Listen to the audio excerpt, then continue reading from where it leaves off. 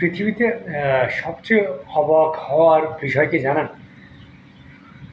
আপনি যাকে সৃষ্টি করেছেন এবং আপনার মাধ্যমে আহ, যে ব্যক্তির সৃষ্টি হয়েছে, পৃথিবীতে যত সৃষ্টি আছে তার মধ্যে আপনার সৃষ্টিটা সর্বোত্তম ঊর্ধ্বে। তার কারণ আপনি মারা গেলে আপনি কিন্তু বিলুপ্ত হবেন না। আপনি আপনার সৃষ্টির মধ্যে দিয়ে আপনি বেঁচে থাকবেন, তার মানে আপনি বিলুপ্ত হননি।